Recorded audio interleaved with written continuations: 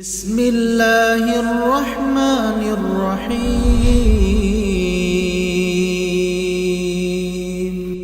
السلام علیکم ورحمۃ اللہ وبرکاتہ۔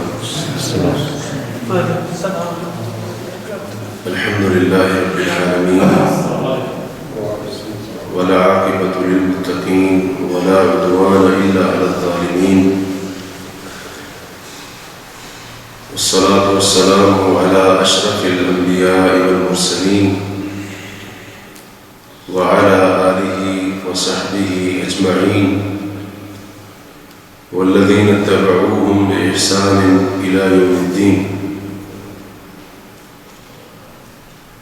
سبحانك لا علم لنا إلا ما علمتنا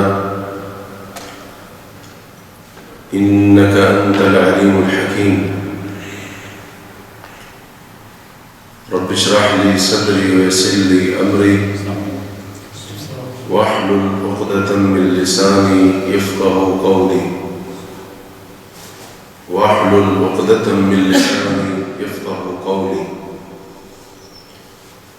اللهم انفعنا بما علمتنا وعلمنا ما ينفعنا وارزقنا علما تنفعنا به۔ أما بعد فأعوذ بالله من الشيطان الرجيم، بسم الله الرحمن الرحيم۔ يا أيها الذين آمنوا لا تتخذوا الذين اتخذوا دينكم هزوا ولعبا من الذين أوتوا الكتاب من قبلكم والكفار أولياء واتقوا الله إن كنتم مؤمنين۔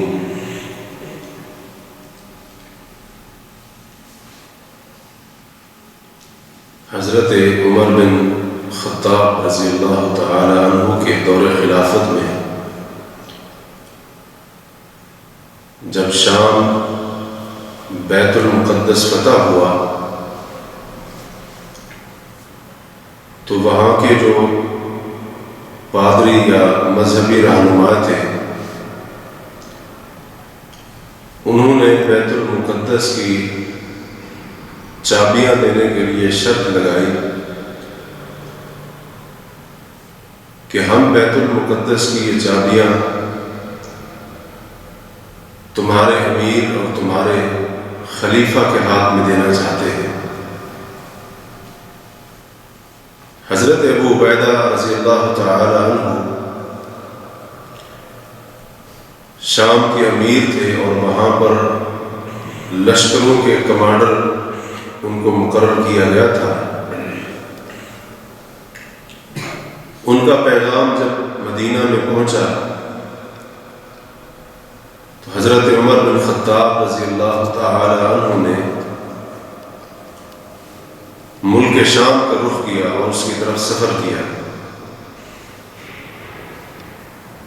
جب ملک شام میں آئے تو اس وقت کی حالت اور کیفیت ایک تابعی نے کچھ یوں بیان کی کہ حضرت عمر بن خطاب رضی اللہ تعالی عنہ کا استقبال کرنے کے لیے لشکر موجود تھے اور حضرت ابو عبیدہ بن جراح رضی اللہ تعالی عنہ بھی موجود تھے۔ حضرت عمر رضی اللہ تعالی عنہ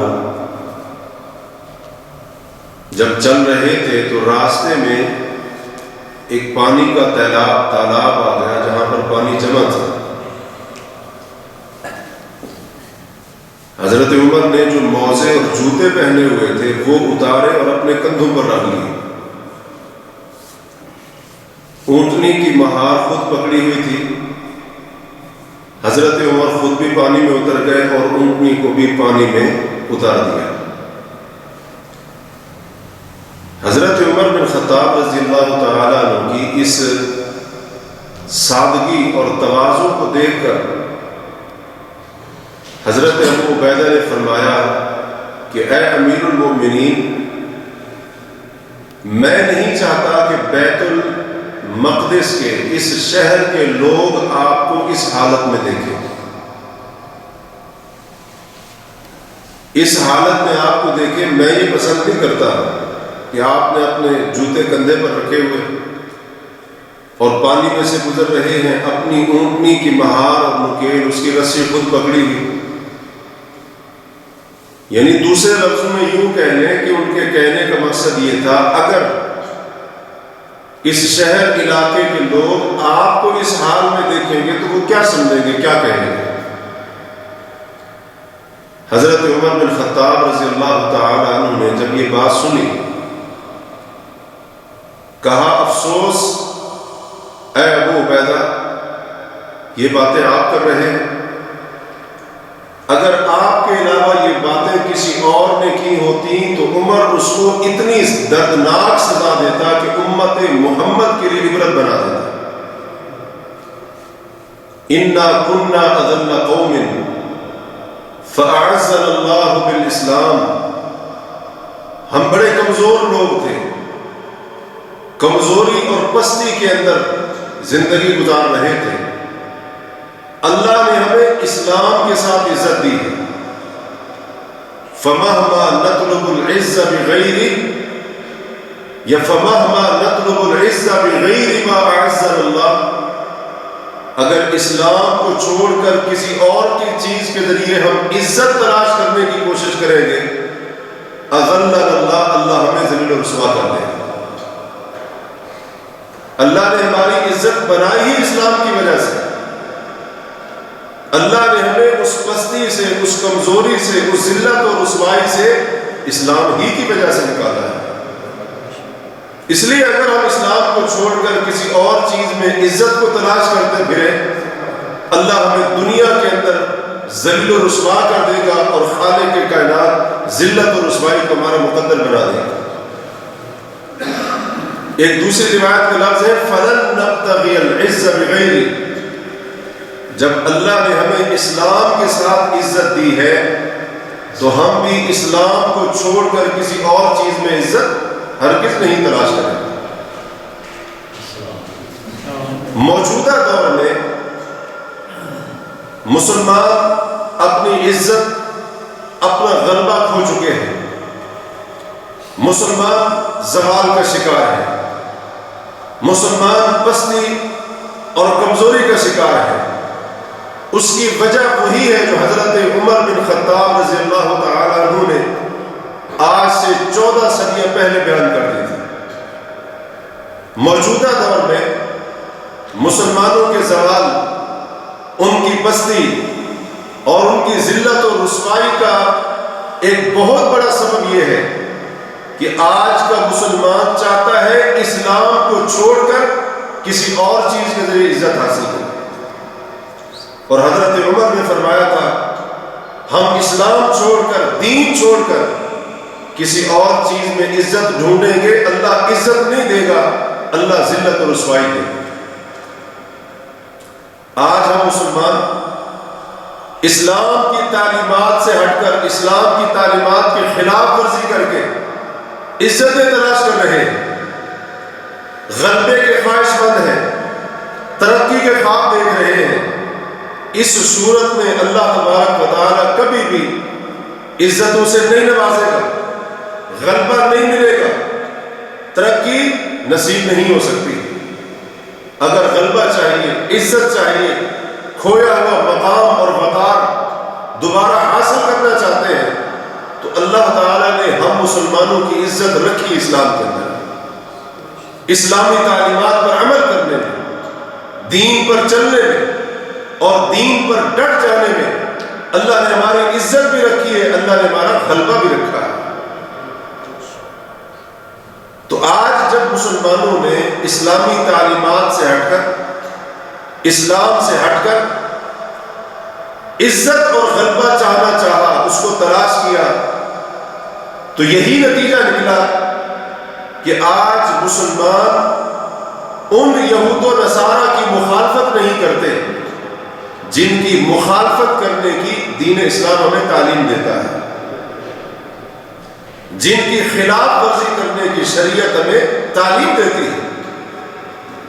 آج ہم نے یہ سمجھ لیا ہے، اصل بات یہ ہے، ہم نے یہ سمجھ لیا ہے کہ جب تک ہم یہود و نصارہ کے کافروں کے مشرکوں کے طریقوں کو نہیں اپنائیں گے ہم دنیا میں ترقی نہیں کر سکتے. اگر عزت چاہتے ہو، دنیا میں آگے بڑھنا چاہتے ہو اور دنیا کے اندر کوئی مقام پانا چاہتے ہو اور دنیاوی معاملات کے اندر ترقی کرنا چاہتے ہو تو لازمی بات ہے تمہیں ان جیسا بننا ہوگا. جس کی وجہ سے ہم نے اپنے دین کی تعلیمات کو بھلا دیا. اس سلسلے میں جو دین ہمیں تعلیمات دیتا تھا ان کو ہم نے بھلا دیا. ہم نے اپنی عزت اور ترقی اور غلبہ اسلامی تعلیمات پر عمل کرنے میں نہیں ڈھونڈا. ہم نے اپنی ترقی، اپنا غلبہ، عزت تلاش کرنی شروع کر دی کافروں کے نقش قدم پر چلنے میں. تو اللہ تعالیٰ نے ہمیں کیا کر دیا؟ ذلیل و رسوا کر دیا. اللہ نے عزتیں چھین لی، اللہ نے غلبے چھین لیے اور اللہ نے وقار سے، مقام سے اللہ تعالیٰ نے محروم کر دیا. اور اس وقت دنیا کی کمزور ترین اور مظلوم ترین کوئی قوم اگر سمجھی جاتی ہے تو وہ دنیا کے اندر صرف مسلمان ہیں.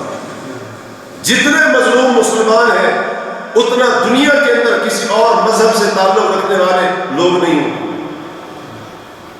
دنیا کے اندر اگر دیگر ادیان اور مذاہب سے رکھنے والے، تعلق رکھنے والے کسی فرد کو دنیا کے کسی کونے میں بھی تکلیف ہوتی ہے تو اس مذہب کے رہنے والے پوری دنیا کے اندر آگ لگا دیتے ہیں اور وہ کھڑے ہو جاتے ہیں اور اس بات کا مطالبہ کرتے ہیں کہ ہمارے ہم مذہب کو تکلیف کیوں پہنچی اور اس کی اس اذیت اور تکلیف کو دور کیا جائے. لیکن کیا مسلمانوں کے قتل عام پر بھی ایسا ہوتا ہے؟ مسلمانوں کے خون بہائے جانے پر بھی ایسا ہوتا ہے؟ نہیں ہوتا ہے. اس کی وجہ یہ ہے کہ ہم لوگوں نے اسلام اور دین کو چھوڑ کر، قرآن محمد کے فرمان اور سیرت کو چھوڑ کر عزت کے خواب کسی اور چیز کے اندر دیکھے ہیں. ہم نبی کریم علیہ السلام کے نقش قدم پر چل کر ہم سمجھتے ہیں عزت ہم حاصل نہیں کر سکیں گے. اللہ کے رسول کی سیرت کو اس 21ویں صدی کے اندر اپنائیں گے، رسول اللہ کے اصحاب کی سیرت پر نقش قدم پر چلیں گے. ہم یہ سمجھ بیٹھے ہیں ہماری ترقی، ہمارا غلبہ ممکن نہیں.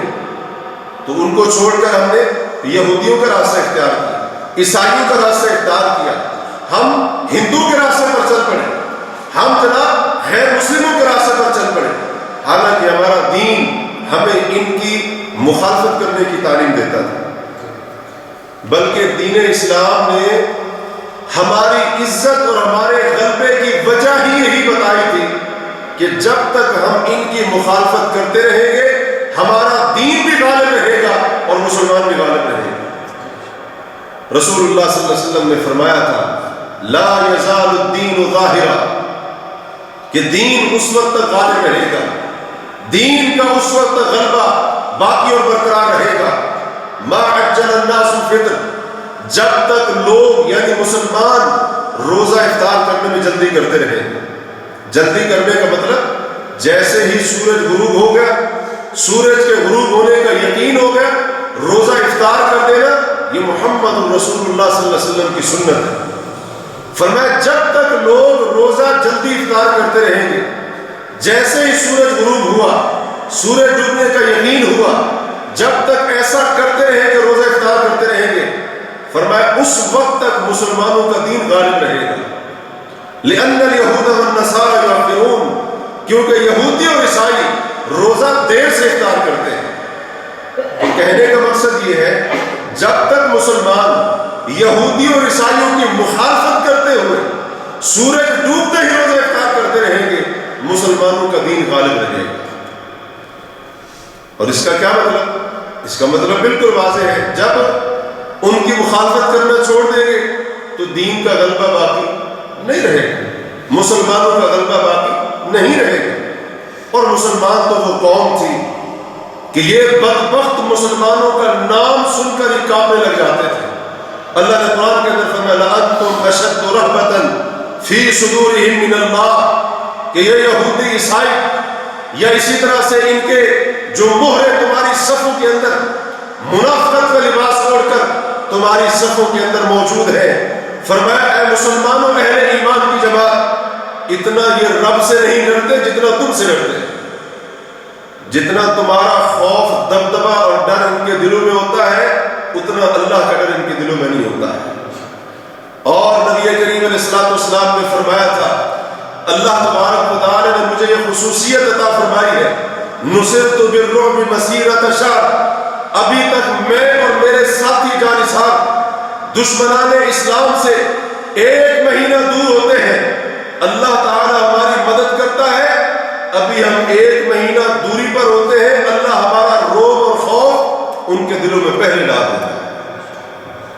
ہم تو یہ لوگ تھے، مسلمان تو یہ قوم تھی، اور یہ مسلمانوں کا غلبہ، مسلمانوں کی عزت، مسلمانوں کا وقار، اور اسی طرح سے مسلمانوں کا دبدبا اور رعب کفار کے اوپر کب تک قائم رہا؟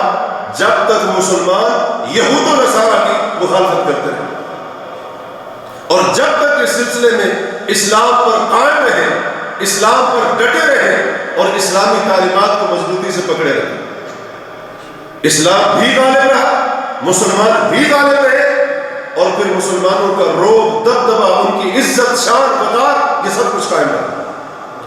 لیکن جیسے ہم نے ان کی مخالفت چھوڑی اور اپنے دین کی تعلیمات کی خلاف ورزی کی، اسلامی تعلیمات کو پس پش ڈال دیا، تو اللہ تعالی نے ہمیں عزت سے ذلت کے اندر مبتلا کر دیا، غالب سے ہم مغلوب بن گئے۔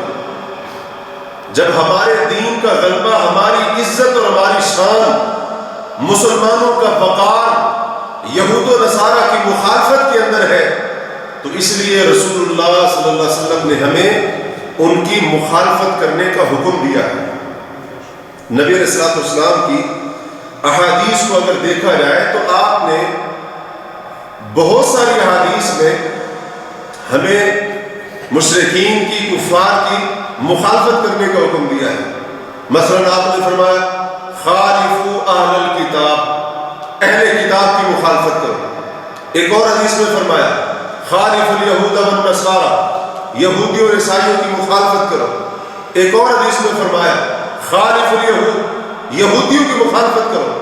ایک اور حدیث میں آتا ہے خالفوا المشرکین، مشرکین کی مخالفت کرو۔ اور ایک اور روایت میں آتا ہے خالفوا المجوس، مجوسی آگ کی عبادت کرنے والے، ان کی مخالفت کرو۔ رسول اللہ صلی اللہ علیہ وسلم نے ان کی مخالفت کرنے کا حکم دیا، اور بعض اوقات نبی کریم علیہ الصلوۃ والسلام نے اس مخالفت کرنے کی وجہ اور اس کا طریقہ بتایا۔ فرمایا ان کی مخالفت کرو، وہ یہ کام کرتے ہیں تم یہ کام نہ کرو، وہ یہ کام نہیں کرتے تم یہ کام کر کے ان کی مخالفت کرو۔ ہمارے نبی نے ہمیں ان کی مخالفت کرنے کا حکم دیا تھا۔ اور حضرت عبداللہ بن عمر جو صحابی رسول ہے، وہ کہتے ہیں کہ رسول اللہ کے ان کا یہ قول ہے، ان کا یہ اپنا فرمان، ان کی اپنی یہ بات ہے، کہتے ہیں خالفوا سنن المشرکین، یا ایک روایت میں خالفوا سنن المجوس، مشرکین کے، مجوسیوں کے، جو بتوں کے پجاری، آگ کی پرستش عبادت کرنے والے، ان کے جتنے بھی طور طریقے ہیں، ان تمام طور طریقوں میں، ان کی عادتوں میں ان کی مخالفت کرو۔ یہ صحابی رسول حضرت عبداللہ بن عمر رضی اللہ تعالی عنہما، یہ ان کا فرمان ہے۔ کیا ہم مسلمان نبی کریم علیہ الصلوۃ والسلام کے اس مخالفت کے حکم پر عمل کرتے؟ ہم عمل نہیں کر رہے، حالانکہ ہمارے دین کا غلبہ اور ہماری عزت اللہ تعالی نے یہود و نصارہ کی مخالفت کے اندر رکھی۔ جب تک ان کی مخالفت کریں گے ہمارا دین بھی غالب اور ہماری عزت بھی باقی رہے گی اور ہمارا وقار بھی قائم رہے گا۔ اور جیسے ہم نے ان کی مخالفت کرنا چھوڑ دی، یہ سارا کچھ جاتا رہے گا۔ تو آج مسلمان انہی کے جیسا بن کر عزت کو تلاش کر رہے ہیں، غلبے کو تلاش کر رہے ہیں، اور اسی طرح سے وقار اور کھویا ہوا مقام حاصل کرنا چاہتے ہیں۔ ایسا بالکل نہیں ہو سکتا ہے۔ ہمارے دین نے ہمیں یہ سکھایا ہے کہ تم نے کفار کے عقائد میں ان کی مخالفت کرنی ہے، کافروں کے عقیدے میں ان کی مخالفت کرنی ہے، اور ان کی خلاف ورزی کرنی ہے ان کے عقائد کے اندر، ان کے نظریات کے اندر۔ اگر عیسائیوں کا یہ نظریہ اور عقیدہ ہے کہ حضرت عیسیٰ علیہ السلام اللہ کے بیٹے ہیں، مسلمان کو حکم ہے کہ ان کے اس عقیدے اور نظریے میں ان کی مخالفت کریں۔ اگر یہودی کہتے ہیں عزیر اللہ کے بیٹے ہیں تو مسلمان کے لیے تعلیم یہ ہے کہ وہ یہودیوں کے اس باطل عقیدے میں ان کی مخالفت کریں۔ اور اسی طرح سے مشرکین نے اگر ایمان کے اندر، توحید کے اندر شرک کی ملاوٹ کی، کفری عقائد کو داخل کیا، مسلمان کو ان کی مخالفت اور خلاف ورزی کرنے کا حکم دیا گیا ہے۔ اور یاد رکھیے کسی بندے کا اسلام، کسی بندے کا کلمہ، کسی بندے کا اسلام میں داخل ہونا، ایمان اسلام کا دعویٰ کرنا اس وقت تک مکمل ہو ہی نہیں سکتا ہے جب تک وہ یہود و نصارہ، کفار، مشرکین کے عقائد میں ان کی مخالفت نہیں کرے۔ اللہ کا قرآن کہتا ہے فَمَن يَكْفُرْ بِالطَّاغُوتِ وَيُؤْمِن بِاللَّهِ فَقَدِ اسْتَمْسَكَ بِالْعُرْوَةِ الْوُثْقَىٰ لَا انفصام لَهَا وَاللَّهُ سَمِيعٌ عَلِيمٌ۔ اللہ تعالیٰ نے ابتدا کہاں سے کی ہے، غور کیجئے۔ فَمَن يَكْفُرْ بِالطَّاغُوتِ، فرمایا وہ بندہ جو طاغوت کا انکار کرے، طاغوت کی عبادت کے ساتھ کفر کرے۔ اور طاغوت کون ہے؟ جس کی اللہ کو چھوڑ کر عبادت کی جائے، جس کی اللہ کو چھوڑ کر عبادت کی جائے، وہ طاغوت۔ اللہ تعالیٰ نے فرمایا فَمَن يَكْفُرْ بِالطَّاغُوتِ، جو غیر اللہ کی عبادت کا انکار کرے گا۔ عیسائی حضرت عیسیٰ کی عبادت کرنے والے وہ حضرت عیسیٰ کی عبادت کا انکار کرے گا۔ یہودی حضرت عزیر کی عبادت کرنے والے وہ حضرت عزیر کی عبادت کا انکار کرے گا۔ مشرکین بتوں کی عبادت کرنے والے وہ ان کی عبادت کا انکار کرے گا۔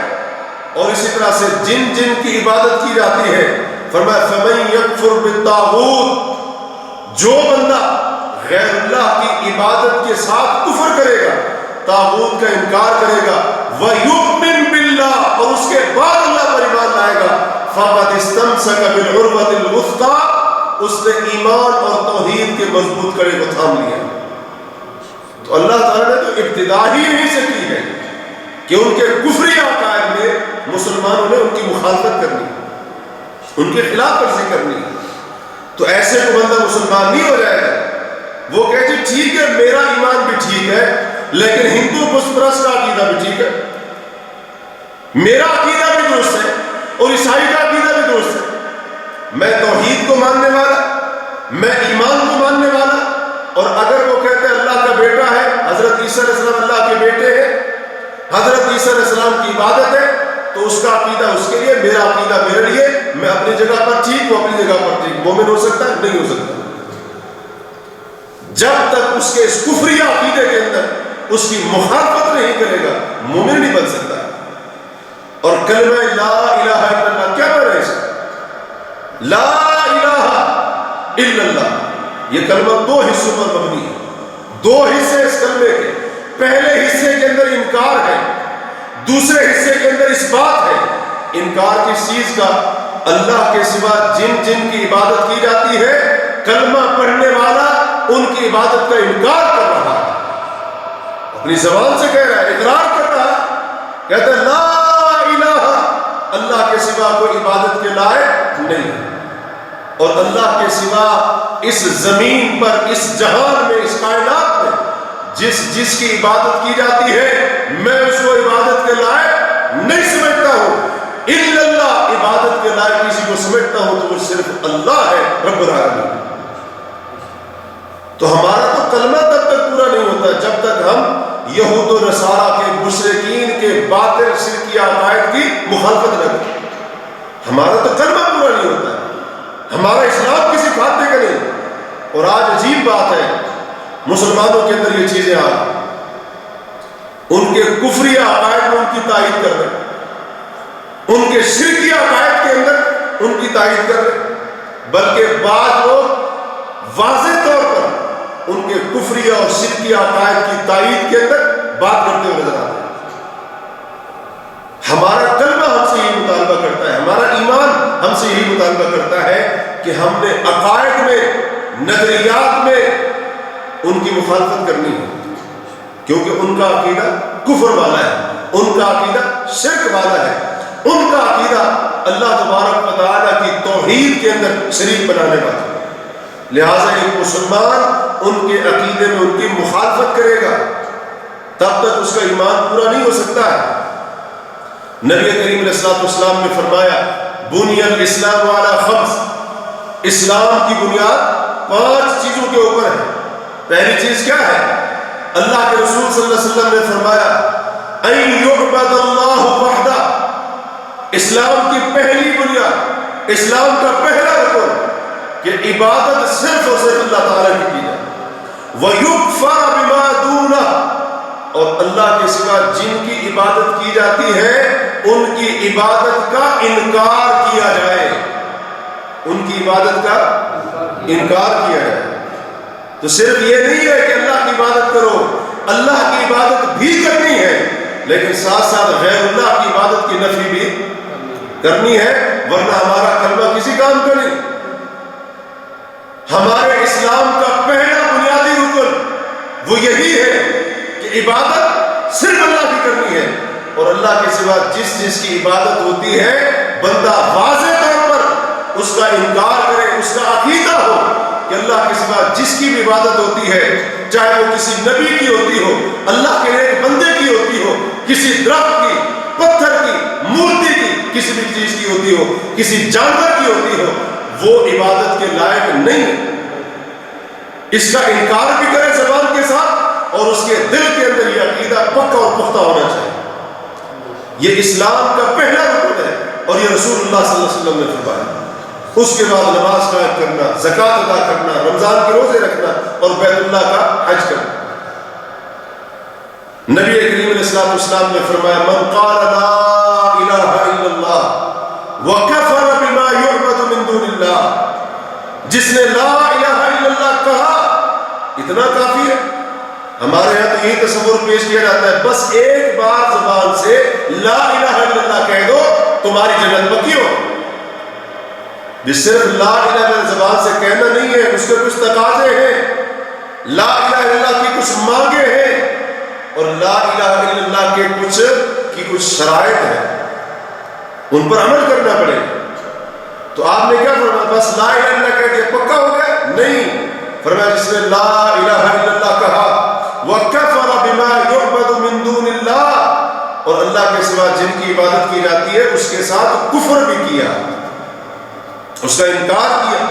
اللہ کے سوا جس کی عبادت ہوتی ہے وہ عبادت برحق نہیں ہوتی ہے، کیونکہ معبود حقیقی، معبود برحق، سچا معبود صرف اللہ تبارک و تعالیٰ۔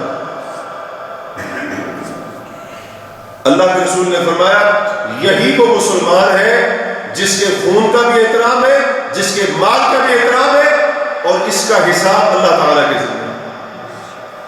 تو ہمارے کلمے کا تقاضا یہ ہے، لا الہ الا اللہ کا تقاضا یہ ہے، ہمارا کلمہ ہم سے مطالبہ کرتا ہے کہ ہم یہود و نصارہ، مشرکین، بت پرست، کفار، ان کے عقیدے کے اندر، ان کے نظریے کے اندر ان کی مخالفت کریں۔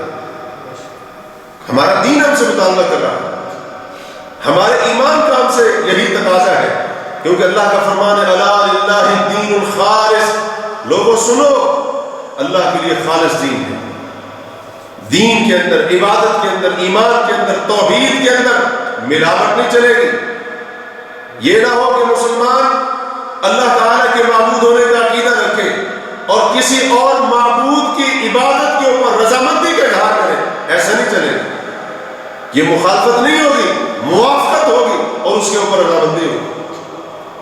اسی طرح سے اسلام ہمیں یہ سکھاتا ہے کہ ہم نے یہود و نصارہ، کفار، مشرکین کے تہوار، ان کی عیدیں، ان میں بھی ان کی مخالفت کرنی ہے۔ ان کی عیدوں میں، ان کے تہواروں میں بھی ان کی مخالفت کرنی ہے، کیونکہ ان کے تہوار، ان کی عیدیں، ان کے مذہبی رسومات، ان کی بنیاد کسی نہ کسی باطل عقیدے کے اوپر ہوتی ہے، کسی نہ کسی کفری عقیدے کے اوپر ان کی عید و تہواروں کی بنیاد ہوتی ہے۔ اس لیے ہمارا دین ہمیں ان کے تہواروں کی، ان کی عیدوں کی مخالفت کرنے کا حکم دیتا ہے، یہاں بھی مخالفت کرنی۔ مسند احمد وغیرہ کی روایت ہے حضرت ام سلمہ رضی اللہ تعالی عنہ مومنوں کی ماں کہتی ہیں میں نے رسول اللہ صلی اللہ علیہ وسلم سے ایک مرتبہ پوچھ لیا، اے اللہ کے رسول، آپ کو دیکھتی ہوں آپ ہفتے اور اتوار کے دن کا بہت زیادہ نفلی روزہ رکھتے ہیں، ہفتے اور اتوار کے دن کا نفلی روزہ رکھنے کا آپ بہت زیادہ اہتمام کرتے ہیں، وجہ کیا ہے اس کی؟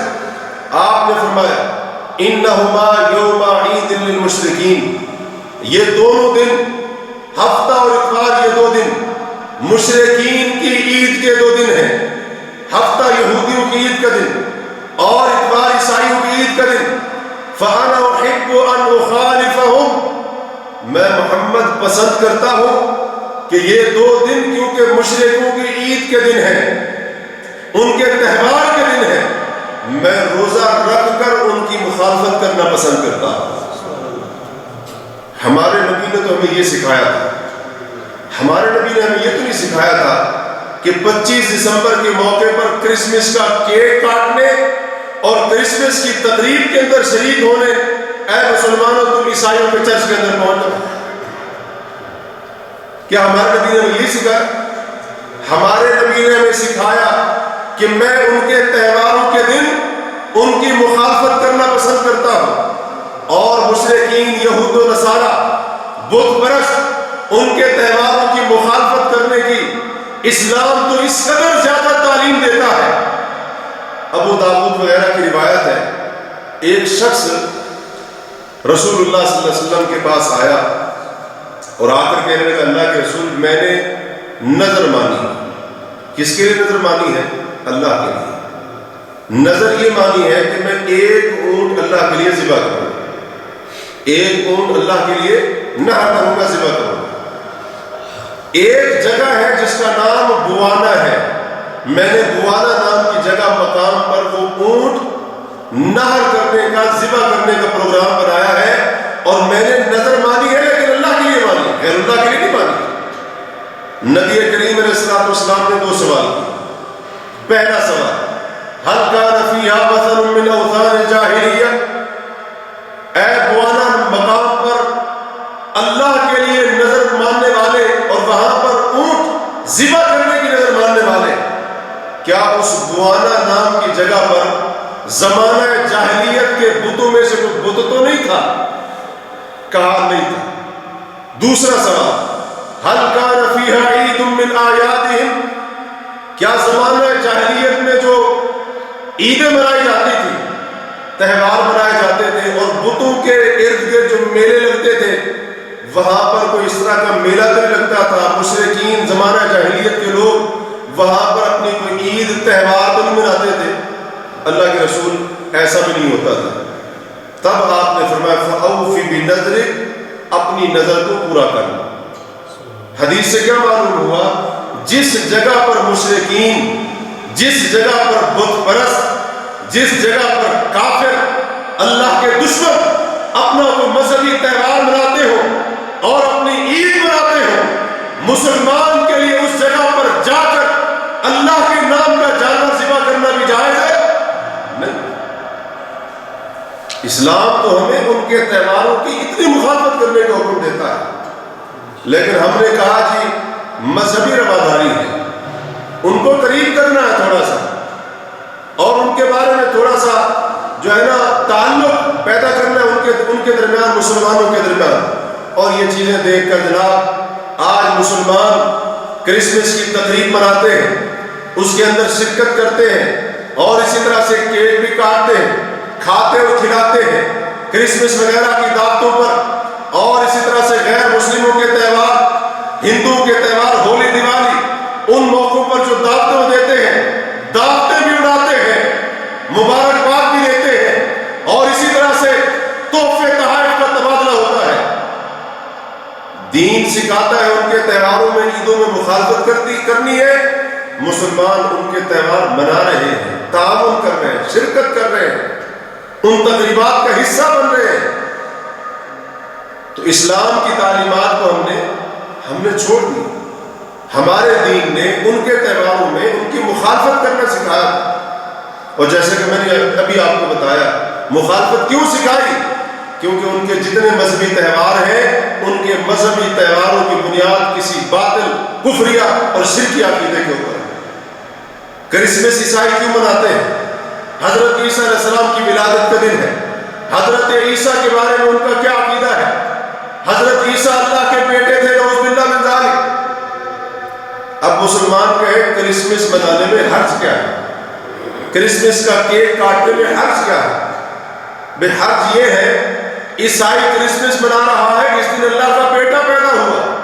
حرج یہ ہے تم نے اگر یہ کرسمس منایا اور اس کے اندر شرکت کی، اس کے اندر کیک کاٹا اور کس کرسمس کی تقریب کے اندر شریک بنے اور اس کرسمس کی دعوت کے اندر جناب تم نے کھانا کھایا، دعوتیں اڑائی، تو گویا تم ان کے اس عقیدے کی موافقت کر رہے ہو، تائید کر رہے ہو۔ تم عیسائی کو کہہ رہے ہو اپنی زبان حال سے، اپنی شرکت کے ذریعے عیسائی کو پیغام دے رہے ہو کہ تمہارا یہ جو عقیدہ ہے نا، اس دن حضرت عیسیٰ علیہ السلام اللہ کا بیٹا پیدا ہوا، تمہارا عقیدہ 100% صحیح۔ حرج یہ ہے، اور عجیب بات ہے ہمارے رب کو وہ گالیاں دے، ہم ان کو مبارکباد دیں۔ اس سے بڑی بیوقوفی اور اسی طرح سے احمقانہ کی بات ہو سکتی ہے؟ حدیث کے اندر آتے ہیں، حدیث قدسی کے اندر اللہ تعالیٰ فرماتے ہیں آدم کا بیٹا مجھے گالیاں دیتا ہے، اس آدم کے بیٹے کا حق نہیں بنتا تھا مجھ رب کو گالیاں دے۔ گالیاں کیسے دیتا ہے؟ کہتا ہے مجھ رب کی اولاد ہے، حالانکہ میری کوئی اولاد نہیں۔ وہ اللہ کو گالیاں دے اور ہم اس کو مبارکباد دیں، اس کی کرسمس کی تقریب کے اندر شریک بن رہے، وہ جناب نئے سال کے جشن منائے اپنے کسی باطل عقیدے کی بنیاد پر، اپنے کسی کفریہ شرکی عقیدے کی بنیاد پر، اور ہم ان کی تقریبات کے اندر شریک ہو رہے۔ اللہ قرآن کے اندر فرماتے ہیں ایمان والو، جس مجلس کے اندر اللہ کے آیتوں کا مذاق اڑایا جا رہا ہو ان مجلسوں کے اندر تم نے نہیں بیٹھنا ہے۔ اگر تم ایسی مجالس کے اندر جا کر بیٹھ گئے انکم اذا مثلہم، تم بھی ان مشرکوں جیسے بن جاؤ گے، تم بھی ان کافروں جیسے بن جاؤ گے۔ اگر وہ رب کو گالی دے رہے ہیں تو تم بھی انہی جیسے بن جاؤ گے۔ اگر وہ کرسمس کا کیک کاٹ کر اللہ تعالیٰ کا بیٹا یہ عقیدہ رکھ کر اپنے اس عقیدے کی یاد میں، اس کے اس بات میں اگر وہ کرسمس منا رہے ہیں تو تم اس مجلس کے اندر شرکت کر کے ان کی موافقت کر کے تم بھی انہی جیسے ہو جاؤ۔ تو مسلمان کو ان کے مذہبی تہواروں کے اندر ان کی مخالفت کرنے کا حکم دیا گیا، ان کی مخالفت خلاف ورزی کرنے کا حکم دیا گیا، اور اس کے علاوہ ان کے جو مذہبی شعائر ہیں، ان کی جو مذہبی علامات ہیں، ان کے مذہب کی جو دین کی امتیازی چیزیں ہیں، ان سے بھی ان کے اندر بھی مسلمان کو مخالفت کرنے کا حکم دیا گیا ہے۔ ان کی مخصوص عبادات، ان کی عبادتیں جو عبادت کے کام ہیں، مسلمان کے لیے جائز نہیں ہے کہ ان کی عبادت والے کام کرے، بلکہ ان کی مخالفت کرنے کا حکم دیا ہے۔ رسول اللہ صلی اللہ علیہ وسلم نے کئی ایک موقعوں پر فرمایا کہ وہ اس طرح سے نہیں کرتے ہیں، تم اس طرح سے کرو، مخالفت کرو ان کی۔ اللہ کے رسول نے روزے کے بارے میں فرمایا فصل ما بین صیامنا و صیام اہل الکتاب السحور، ہمارے اور یہودیوں عیسائیوں کے روزے کے درمیان فرق کرنے والی چیز وہ فجر سے پہلے سحری کھانا۔ اللہ کے رسول نے فرمایا سحری مسلمانوں کے یہودیوں عیسائیوں کے روزے کے درمیان فرق کرنے والی چیز۔ اللہ کے رسول صلی اللہ علیہ وسلم نے ان کی مخالفت کرنے کا حکم دیا، عبادات کے اندر بھی، عبادت کے کاموں میں بھی۔ اور جب رسول اللہ صلی اللہ علیہ وسلم مدینہ کے اندر تشریف لائے، یہودیوں کو دیکھا وہ 10 محرم کو روزہ رکھتے تھے۔ نبی کریم علیہ السلام نے پوچھا کیوں رکھتے ہو؟ کہا فرعون اس دن غرق ہوا تھا، اللہ تعالیٰ نے موسیٰ علیہ السلام کو بنی اسرائیل کو نجات دی تھی، حضرت موسیٰ نے اس دن کا اللہ کا شکر ادا کرنے کے لیے روزہ رکھا، ہم بھی حضرت موسیٰ علیہ السلام کی پیروی میں رکھتے ہیں۔ تو آپ نے خود بھی وہ روزہ رکھا، مسلمانوں کو بھی روزہ رکھنے کا حکم دیا۔ لیکن دنیا سے جانے سے 1 سال پہلے جب اللہ کے رسول کو پتا چلا کہ یہودی عاشورہ کے دن 10 محرم کے دن صرف روزہ نہیں رکھتے، بلکہ بعض یہودی 10 محرم کی تعظیم کرتے ہیں، اور بعض یہودی 10 محرم کے دن کو عید مناتے ہیں اور اس کو تہوار مناتے ہیں۔ اللہ کے رسول نے فرمایا تھا اگلا محرم جب آئے گا تو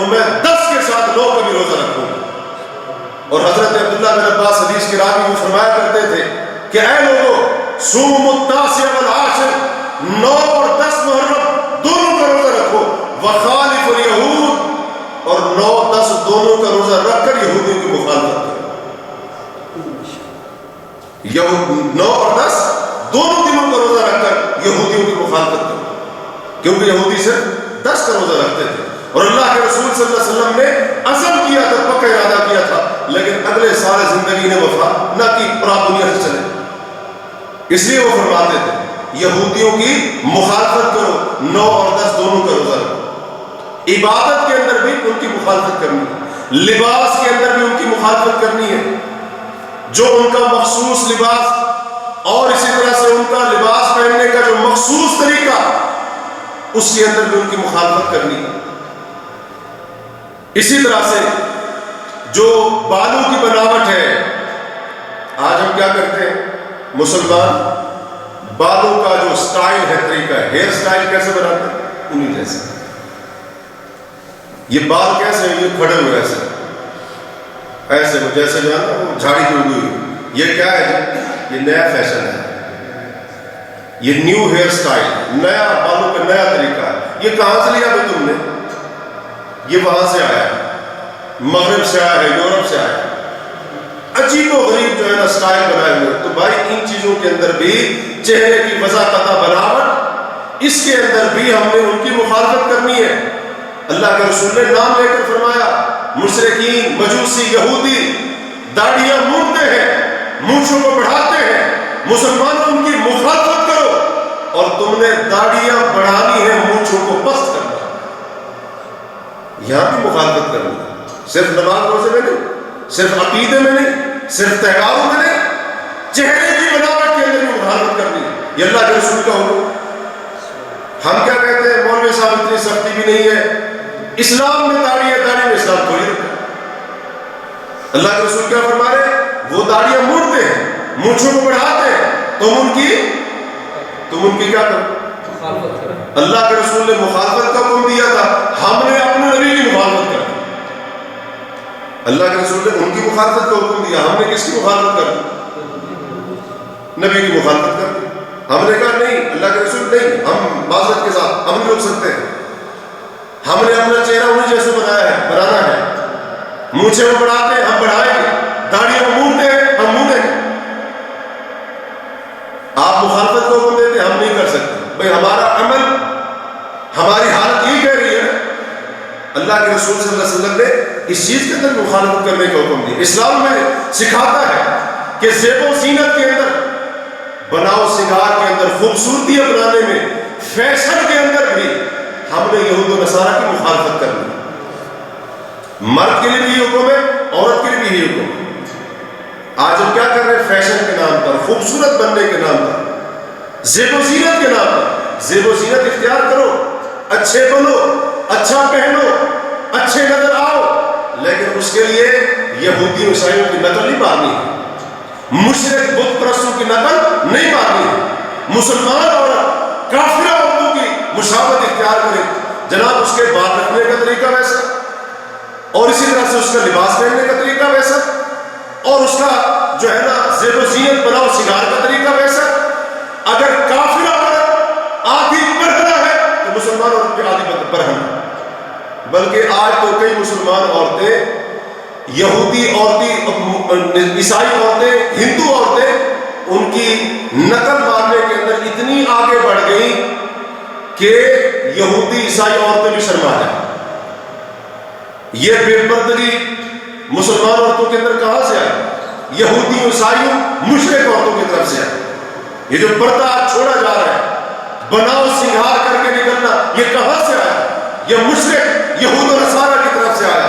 یہ چھوٹے چھوٹے کپڑے پہننا، تنگ اور باریک لباس پہننا، اور اسی طرح سے اپنے جسم کو ظاہر کرنا، جسم کی اعضاء کو نمایاں کرنا، اور مکمل زیب و زینت کے اندر باہر نکلنا بے پردہ ہو کر، مسلمان عورتوں کے اندر کہاں سے آیا؟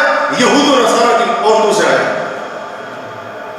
تو اس کے اندر بھی ہم نے ان کی مخالفت کرنی تھی۔ اسی طرح سے ان کا کلچر، ان کی تہذیب، ان کی ثقافت، ہم نے اس کے اندر بھی ان کی مخالفت کرنی ہے۔ حتیٰ کہ ان کے لین دین میں، ان کے معاملات کے اندر رہن سہن ان کا، اور اسی طرح سے آداب، ان کے رسم و رواج، یہ جتنی بھی چیزیں ہیں ہم نے ان کے اندر مخالفت کرنی ہے، کیونکہ ہمارا دین ہمیں یہی سکھاتا ہے کہ مسلمانوں تم نے ان کی مخالفت کرنی ہے، اور ہمارا غلبہ، ہماری عزت، ہماری شان، ہمارا مقام اور ہمارا کھویا ہوا وقار ہمیں تبھی مل سکتا ہے جب تک ہم اسلام کی اس تعلیم پر عمل نہیں کرتے ہیں۔ ہماری شان، ہماری عزت ہمیں دوبارہ نہیں مل سکتی۔ وہ پہلی بات یاد رکھیں، حضرت عمر بن خطاب رضی اللہ عنہ، اللہ نے ہماری عزت، مسلمانوں کی عزت اسلام کے اندر رکھی ہے۔ اسلام کے علاوہ اگر کسی اور چیز کے اندر عزت ڈھونڈیں گے، اللہ تعالیٰ ہمیں بے عزت کر دے گا، اللہ ہمیں ذل و رسوا کر دے گا۔ اب سوال یہ پیدا ہوتا ہے کہ ان کی مخالفت کیوں کریں؟ پہلی بات، وہ اللہ کے دشمن ہے۔ اللہ کے دشمن ہے کہ نہیں؟ یہی بدبخت ہے جنہوں نے کہا تھا اللہ فقیر ہے، اللہ فقیر ہے، ہم غنی ہیں۔ یہ یہودیوں نے کہا تھا، انہوں نے کہا ید اللہ مغلولہ، اللہ کے ہاتھ بندھے ہوئے، نعوذ باللہ من ذالک۔ انہی بدبختوں نے کہا تھا اللہ کے دشمن ہے۔ اسی طرح سے انہوں نے حضرت عزیر کو اللہ کا بیٹا بنایا، بچڑے کی پوجا کی، گائے کے بچڑے کی عبادت کرنے والے، پوجا کرنے والے، یہی بدبخت اللہ کے دشمن ہے۔ اور عیسائیوں نے کیا کہا؟ بعض عیسائیوں نے کہا ان اللہ والمسیح ابن مریم، اللہ ہی عیسیٰ بن مریم کی شکل میں زمین پر اتر آیا، یہ اللہ کے دشمن۔ ان اللہ ثالث ثلاثہ، تو اللہ ایک نہیں ہے، اللہ تین میں سے تیسرا۔ تثلیث والا عقیدہ گھڑا، یہ اللہ کے دشمن ہے۔ اس لیے اللہ آپ سے کہتا ہے یا ایھا الذین آمنوا، اے ایمان والو، لا تتخذوا الذین اتخذوا دینکم، اے ایمان والو ان لوگوں کو جنہوں نے تمہارے دین کو کھیل تماشا بنا دیا ہے، تمہارے دین کو کھیل تماشا بنا دیا ہے، تم نے ان کو اپنا دوست نہیں بنانا ہے، چاہے وہ اہل کتاب ہوں یا باقی کافر ہوں، ان کو تم نے اپنا دوست نہیں بنانا ہے۔ اگر تم مومن ہو اللہ تعالیٰ سے ڈر جاؤ۔ تو یہ ہمارے رب کے دشمن، ہمارے نبی کے دشمن، ہمارے دین کے دشمن، اور ہم مسلمانوں کے بھی دشمن ہیں۔ اللہ نے فرمایا لا یرقبون فی مؤمن الا ولا ذمہ، کسی مومن کے بارے میں نہ رشتہ داری کا خیال کرتے ہیں، نہ عہد و پیمان کا خیال کرتے ہیں۔ جب کسی مسلمان کا قتل کرنا ہو، مسلمان کو مارنا ہو، کوئی وعدہ، کوئی عہد و پیمان ان کو یاد نہیں آتا، سارے وعدے بھول جاتے ہیں۔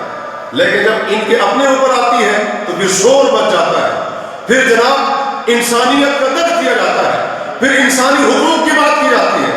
لیکن مسلمان مارا جائے، مسلمان کی گردن کاٹی جائے، پھر انسانی حقوق کی ان کو بات یاد نہیں آتی۔ تو یہ ہمارے دشمن ہے، ہم دشمنوں کی مخالفت کیوں نہ کریں؟ بھئی جس کو میں اور آپ دشمن بنا لیں، ہم اس کی مخالفت کرتے ہیں، اسی جیسا بنتے ہیں، مخالفت کرتے ہیں، تو ان کو تو اللہ نے ہمارا دشمن کہا ہے۔ مخالفت ہونی چاہیے کہ نہیں؟ مخالفت ہونی چاہیے، ہر معاملے کے اندر جہاں بھی اللہ اس کے رسول نے مخالفت کرنے کا حکم دیا وہاں مخالفت ہونی چاہیے۔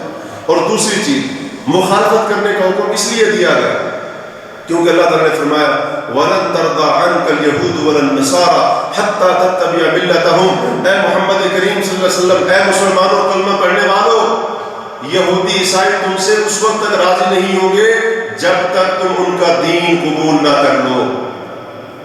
تو مخالفت کا اس لیے حکم دیا گیا، ہر معاملے میں ان کے عقیدے، ان کے تہوار، عبادت، لباس اور اسی طرح سے کلچر، ثقافت، تہذیب، ان تمام معاملات کے اندر مخالفت کا اس لیے حکم دیا گیا تاکہ بندہ کہیں ایسا نہ ہو ان کی مخالفت چھوڑنے کی وجہ سے ان کے دین کے اندر داخل نہ ہو جائے، ان کے دین کو قبول نہ کرے۔ اور وہ یہی چاہتے ہیں وَدُّوا لَوْ تَكْفُرُونَ كَمَا كَفَرُوا فَتَكُونُونَ سَوَاءً۔ اللہ فرماتے ہیں ان کی دلی خواہش یہ ہے، ان کے تو دل میں چلتے ہیں، ان کی دلی تمنا یہ ہے کاش تم بھی انہی کی طرح کافر بن جاؤ اور تم دونوں برابر ہو۔ وہ تو چاہتے ہی، اور ہم سے وہ تب تک راضی نہیں ہوں گے جب تک وہ ان کے دین کو، ان کی ملت کو اختیار نہ کر لیں۔ اور آخری بات، مخالفت کرنے کا حکم اس لیے دیا گیا جب ہم ظاہری طور پر ان کی مخالفت نہیں کریں، ہمارا لباس انہی جیسا، ہمارا چہرہ انہی جیسا، جی ہماری زیب و زینت انہی جیسی، اور ہمارا جو ظاہری حلیہ ہے وہ بالکل انہی جیسا ہوگا، نتیجہ یہ نکلے گا، ایک دن ایسا آئے گا کہ ہم ان کے عقیدے سے، ان کے باطل دین سے، ان کے کفریہ شرکی عقائد سے محبت کرنے لگ جائیں گے۔